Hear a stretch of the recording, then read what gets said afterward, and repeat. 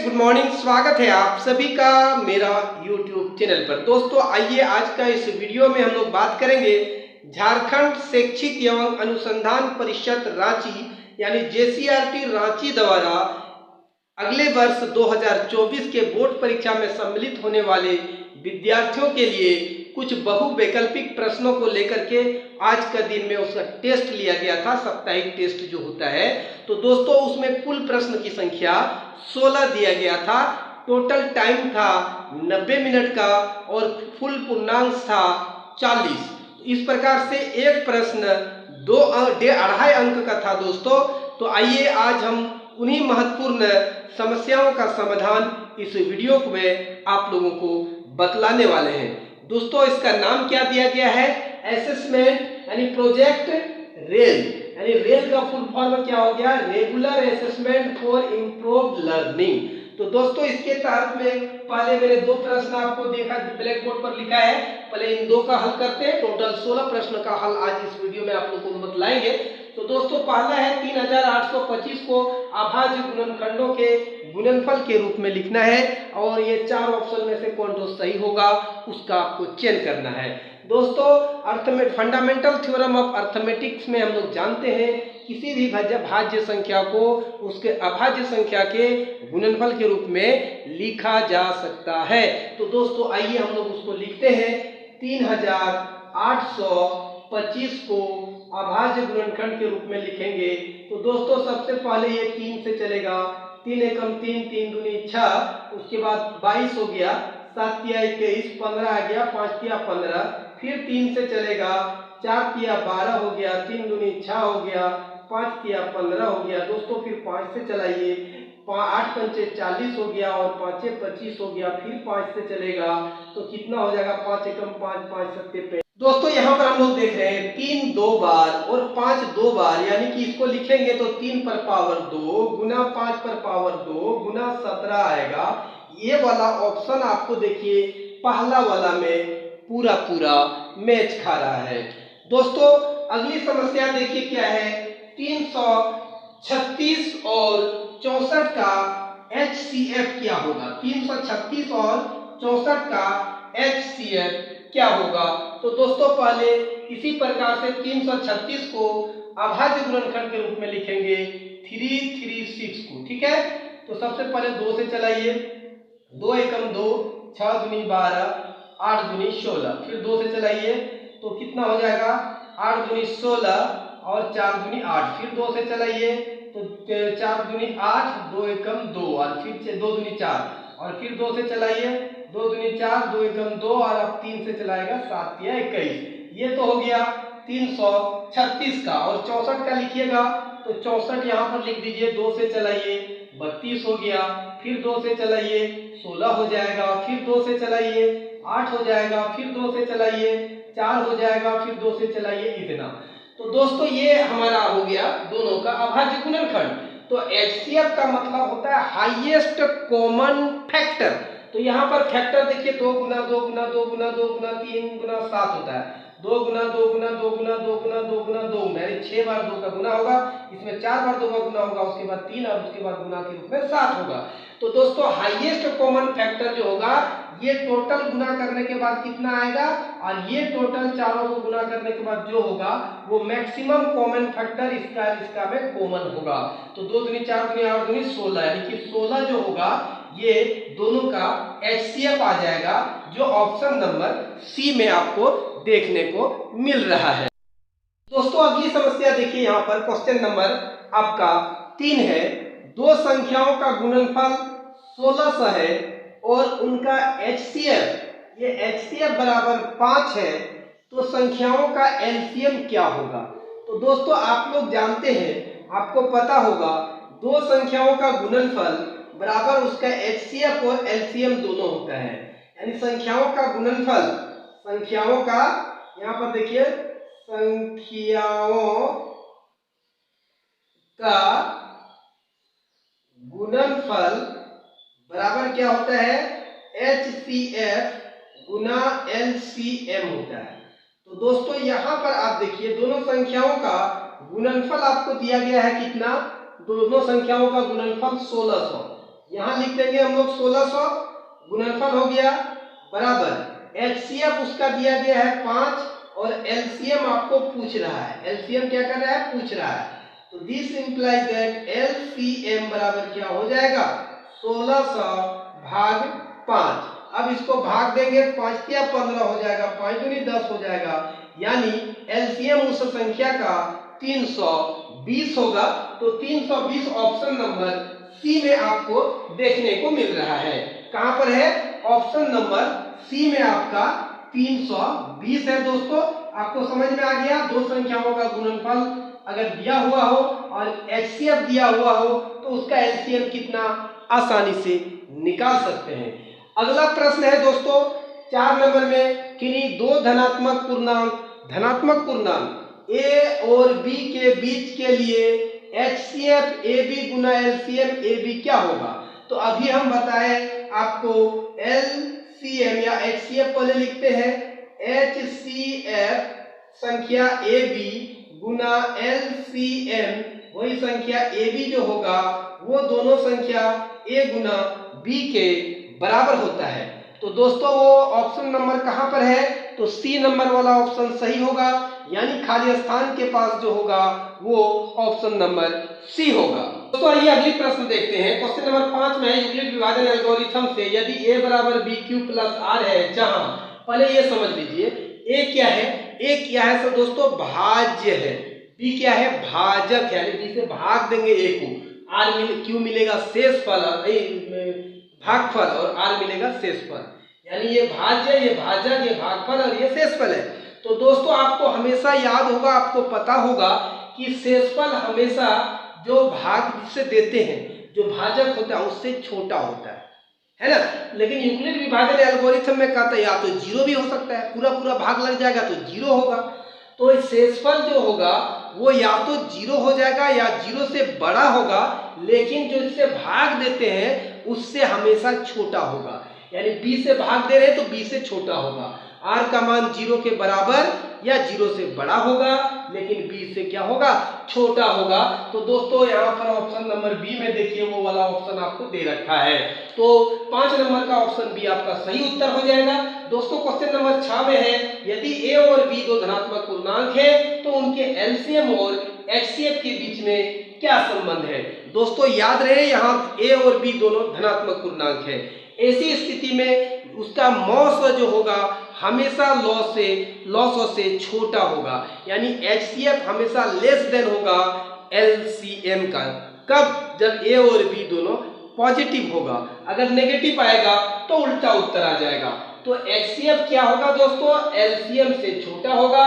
तो यहाँ पर आपको दिया गया है HCF is less than LCM, तो ऑप्शन नंबर बी आपका सही उत्तर हो जाएगा क्वेश्चन नंबर। समस्या देख लेते हैं, क्वेश्चन नंबर 7 में है 5√7√5 कैसी संख्या है। तो देखिए 7 क्या है, परिमेय, 7 क्या है, परिमेय संख्या, 7 परिमेय है और √5 क्या है, अपरिमेय है। तो दोस्तों रिजल्ट क्या मिलेगा हमको, अपरिमेय मिलेगा। जब भी किसी परिमेय संख्या को अपरिमेय संख्या से गुना किया जाता है तो रिजल्ट अपरिमेय मिलता है। तो दोस्तों 7 नंबर का ऑप्शन बी हमारा सही उत्तर होगा। दोस्तों अब 8 नंबर का प्रश्न देखिए, 64/455 का दशमलव प्रसार कैसा होगा। तो दोस्तों यहाँ पर देखिए 64 का अभाज्य गुणनखंड कीजिए, ऊपर में 64 का करेंगे तो 2 गुना 2 गुना 2 गुना 2 हो जाएगा, 2 दूनी 4 दूनी 8 दूनी 16 दूनी 32 दूनी 64 है ना, 2 दूनी 4 दूनी 8 दूनी 16 दूनी 32 दूनी 64। अब आप 455 का करेंगे, 455 का करेंगे 5 से चलाइए, 5 9 45, 5 एकम 5 हो गया। उसके बाद 7 से चलाइए, 7 एकम 7, 7 या 21, यानी 5 गुना 7 गुना 13 हो गया। तो दोस्तों यहाँ पर देखिए दोनों में कोई भी गुणनखंड अभाज्य संख्या सह अभाज्य गुणनखंड दोनों में समान गुणनखंड के रूप में नहीं है, तो ये कटेगा नहीं, यानी अपना सिंपलेस्ट फॉर्म में है। अब जब ऐसा आ जाता है तब हर में अगर केवल 2 और 5 या तो केवल 2 होगा या केवल 5 होगा या दोनों होगा, उसके अलावा कोई संख्या नहीं होना चाहिए, तो तब वो शांत होगा। तब क्या होगा, शांत होगा। लेकिन यहाँ 5 है, उसके साथ 7 है और 13 भी है, इसलिए इसका दशमलव प्रसार अशांत होगा, लेकिन आवृत्ति होगा, लेकिन यहाँ आपको केवल अशांत के लिए ऑप्शन दिया गया है, तो ऑप्शन बी आपका यहाँ पर भी। तो अगली समस्या को देखते हैं, क्वेश्चन नंबर 9 में देखिए क्या दिया। यदि HCF 1,8 बराबर 4, LCM 1,8 बराबर 24 है, तो A का मान ज्ञात कीजिए। दोस्तों अभी आपको हम बतलाए थे पहला प्रश्न में कि HCF किसका 1,8 गुना LCM किसका 1,8, तो ये दोनों क्या होगा, ये दोनों संख्याओं के गुणनफल के बराबर हो जाएगा, ये दोनों संख्याओं के गुणा के बराबर हो जाएगा। तो दोस्तों इसी को हम लोग लिख सकते हैं, पहले लिख दिए 1 गुना 8 को, यानी पहले इसको लिख दिए। अब इसका HCF का मान कितना है 4 और LCM का मान कितना है 24, तो जब आप A का मान निकालेंगे दोस्तों, तो A बराबर कितना हो जाएगा 4 गुना 24 आ जाएगा, बट्टा में 8 आ जाएगा, 8 या 24 हो गया, गुना करेंगे तो A का मान कितना आ जाएगा 12, जो ऑप्शन नंबर आपको कहाँ देखने को मिल रहा है, सी में देखने को मिल रहा है। दोस्तों अगला प्रश्न देखिए, प्रश्न संख्या 10 में y बराबर px का ग्राफ दिया गया है, तो बहुपद px के शून्यकों की संख्या क्या होगा। तो दोस्तों यहाँ पर देखिए ग्राफ दिया हुआ है, तो आपको px के शून्यकों की संख्या पूछा है, तो x ग्राफ को कहाँ कहाँ टच करता है, तो ग्राफ x को केवल एक बिंदु पर टच करता है, तो हल क्या होगा दोस्तों, केवल एक तो इसका हल आ जाएगा दोस्तों, यानी आंसर क्या हो जाएगा, ऑप्शन नंबर बी आ जाएगा आंसर। समस्या देखते हैं, क्वेश्चन नंबर 11 में है, यदि द्विघात बहुपद के शून्यकों का योग √2 है एवं गुणनफल 1/3 हो, तो द्विघात बहुपद क्या होगा। देखिए यहाँ 4 ऑप्शन दिख रहा है, तो दोस्तों पहले मैं आपको बतला देता हूँ इसका फॉर्मूला क्या होता है। मूलों का योगफल alpha plus beta is equal to minus b by a होता है, ठीक है, और अल्फा प्लस बीटा का मान यहाँ √2 दिया गया है और ये माइनस बी बाई ए हो गया, ठीक है। अभी इसको यहीं पर छोड़ देते हैं। उसके बाद और आपको क्या दिया गया है, और दिया गया है अल्फा इंटू बीटा बराबर सी बाई ए होता है, तो अल्फा इंटू बीटा 1/3 दिया गया है, यानी सी बटा ए है। तो यहाँ ए का मान आपको कितना दिख रहा है 3, और यहाँ का ए का मान दिख रहा है आपको 1, तो ये कभी 1 के बराबर नहीं होगा, तो 3 से ऊपर और नीचे 3 से हम लोग इसको गुना कर देंगे। तो दोस्तों हमारा यहाँ पर अब क्या मिलेगा, यानी यहाँ हम लोग का 3√2 हो गया अंश में और हर में हो गया 3, यानी b का मान -3√2 हो गया। जब यहाँ देखेंगे इसलिए b बराबर कितना हो जाएगा -3√2 और a का मान कितना हो गया 3 और c का मान क्या हो गया 1। तो दोस्तों द्विघात बहुपद क्या होता है, ax² प्लस bx+ c होता है। a का मान देखिए आपने निकाला 3x², b का मान देखिए यहाँ आपने निकाला -3√2x और c का मान आपने 1 निकाला, यानी ये द्विघात बहुपद हो जाएगा जिसके शून्यकों का योग जो है √2 होगा और गुणनफल 1/3 होगा। तो ये ऑप्शन नंबर कहाँ देखने को मिल रहा है दोस्तों, देखिए बी वाला ऑप्शन में 3x² -3√2x + 1 आ जाता है। तो दोस्तों अगली समस्या का समाधान देखिए, क्वेश्चन नंबर जो अगला है क्वेश्चन नंबर 12, यदि द्विघात बहुपद kx² + 3x + k का एक शून्यक 2 है, तो k का मान क्या है, तो इसका शून्यक है 2, तो दोस्तों यहाँ पर हम इसको मान लेंगे px बराबर हम मानते हैं ये कि kx² + 3x + k है, ठीक है। तो हमको यहाँ अगर 0 रखेंगे इसलिए p2 हमारा क्या होगा 0 होगा, क्यों, क्योंकि 2 हमारा शून्यक है, तो p2 0 होगा, यानी कहने का मतलब k और यहाँ x की जगह 2 का स्क्वायर प्लस 3 गुना 2 plus k is equal to क्या हो जाएगा 0 हो जाएगा। 2 दूनी 4 k हो गया यहाँ पर और 3 दूनी 6 हो गया और यहाँ पर k हो गया इज इक्वल टू 0 हो गया।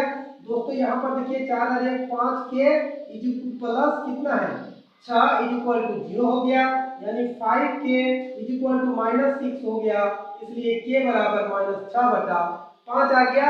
k बराबर -6/5 हमारा सही उत्तर आ गया दोस्तों। तो ये ऑप्शन आपको कहां पर दिख रहा है, डी वाला ऑप्शन में आपको देखने को मिल रहा है। तो आइए अगली समस्या देखते हैं, क्वेश्चन नंबर 13 में है, किसी द्विघात बहुपद के शून्यक अल्फा बीटा है के लिए अल्फा प्लस बीटा यानी दोनों का योगफल -4 है, अल्फा इंटू बीटा यानी गुणनफल बराबर 4 है और x² का गुणांक मतलब a का गुणांक 1 है, तो बहुपद क्या होगा। देखिए 4 को ऑप्शन दिया गया है दोस्तों। इससे पहले हम आपको बतलाए हैं कि अल्फा प्लस बीटा बराबर क्या होता है -b/a होता है। अल्फा प्लस बीटा का मान आपको दिया हुआ है, देखिए कितना -4 दिया हुआ है, -4 दिया हुआ है और यहाँ -b हो गया, और ये एक्स स्क्वायर का गुणांक a कहलाता है। तो एक्स स्क्वायर का गुणांक a का मान आपको यहाँ 1 दे रखा है, तो यहाँ 1 हो गया। तो दोस्तों यहाँ माइनस माइनस खत्म हो जाएगा, यानी कि b का मान आपको 4 मिल जाएगा। और आपको अल्फा इंटू बीटा कितना दिया गया है, अल्फा इंटू बीटा बराबर c बटा a होता है, और ये दिया क्या गया है, 4 दिया गया है, और c का मान आपको नहीं पता है, a का मान तो 1 है, यहाँ से हमने देख लिया। तो दोस्तों c का मान हमारा कितना हो गया, 4 हो गया। और हम लोग जानते हैं कि बहुपद द्विघात बहुपद का मानक रूप ax² plus bx plus c होता है। a का मान को यहाँ पर रख दीजिए, a कहाँ पर निकाले हम लोग, a का मान देखिए निकाले नहीं, a का मान यहाँ 1 दिया हुआ है, 1x² हो गया, b का मान निकाले है 4x और c का भी मान निकाले है 4। तो दोस्तों ये कितना हो जाएगा, x² प्लस 4x प्लस 4 आपका आंसर आ जाएगा। तो आप ऑप्शन में आप इसको खोजिए, एक नंबर में तो यहाँ 8x है, नहीं होगा, बी नंबर में यहाँ माइनस है, यहाँ प्लस है, नहीं होगा, सी नंबर में देखिए आपका सही ऑप्शन आ जा रहा है, तो ऑप्शन नंबर सी आपका राइट होगा दोस्तों। तो आपका ऑप्शन नंबर सी सही उत्तर आ चुका है। आइए अगला प्रश्न देखते हैं। अगला प्रश्न ये है, देखिए क्वेश्चन नंबर 13 में, क्वेश्चन नंबर 13 में क्या प्रश्न है, देखिए क्वेश्चन नंबर 13 में बोलता है px बराबर 5x² प्लस 3x प्लस 1 को qx बराबर 2x से भाग दे, तो px में से qx से भाग देने पर भागफल का घात क्या होगा। तो दोस्तों भाग किसके देने के लिए बोल रहा है, qx से भाग देना है px को। तो दोस्तों px का घात मैक्सिमम कितना है, 2, और qx का घात कितना है, 1। और हम लोग जानते हैं कि ऐसी स्थिति में जो रिमाइंडर आता है, रिमाइंडर शेषफल rx जो आता है, तो 0 is less than rx is less than, यहाँ पर जो होता है इसको हम लोग b लिखते हैं, या g है, यहाँ पर qx लिखे हैं तो qx ही होगा। तो दोस्तों यहाँ पर क्या होगा, शेषफल का जो मान घात होगा, ये इस तरह करके हम लोग शेषफल का मान के बारे में बात कर रहे हैं, ठीक है। अब घात के बारे में क्या होता है कि ये शेषफल का जो घात होगा, इससे हमेशा इससे एक कम ही होगा, इससे घात एक कम होगा। तो दोस्तों ये खुद एक घात वाला है, इसका घात ही 1 है, तो उससे कम क्या होगा, 0 होगा, और 0 से कम वाला घात वाले को बहुपद कहते नहीं है।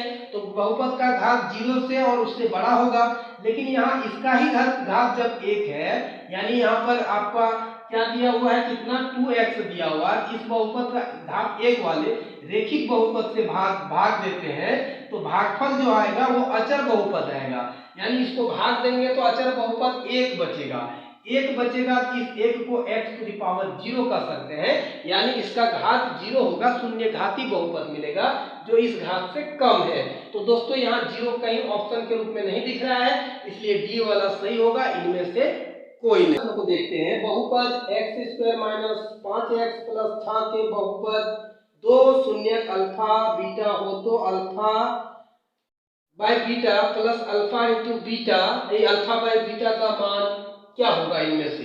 तो दोस्तों सबसे पहली बात तो इससे हम लोग क्या निकालेंगे, सबसे पहली बात हम इसको अल्फा प्लस बीटा का मान पहले निकाल लेंगे। अल्फा प्लस बीटा बराबर माइनस बी बाई ए होता है, तो b की जगह कितना है, -5 है, यानी माइनस और -5 हो गया, और a का मान 1 है, यानी कि ये कितना हो गया, 5 हो गया।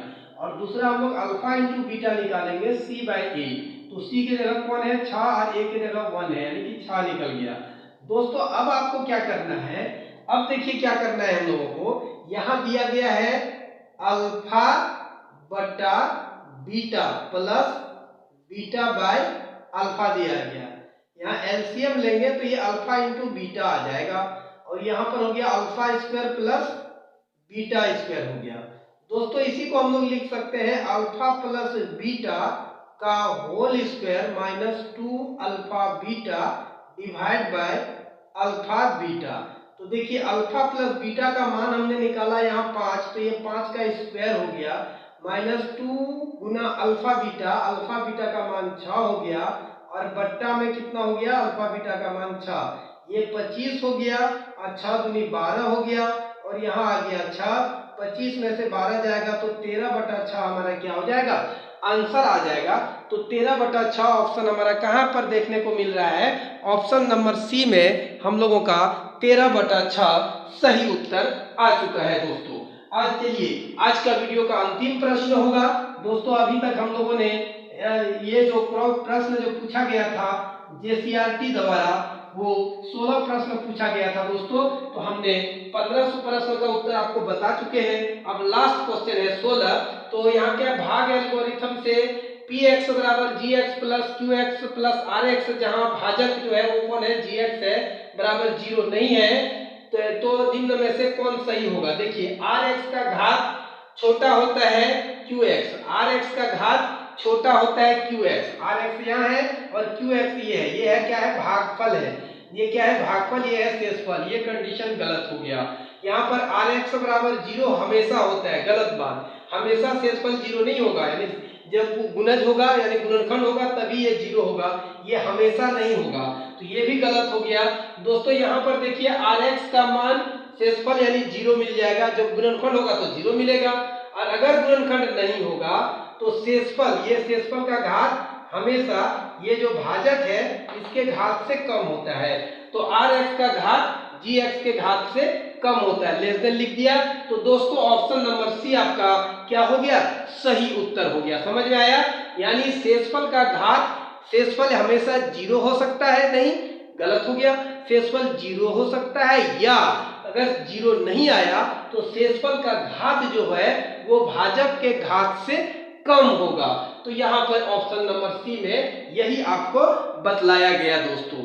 तो आई होप आप लोगों को वीडियो पसंद आया होगा दोस्तों, और अगली और समस्याओं के समाधान को देखने के लिए चैनल को सब्सक्राइब कीजिए, वीडियो को लाइक कीजिए। हमें दीजिए इजाजत, फिर मिलेंगे अगले वीडियो में। धन्यवाद।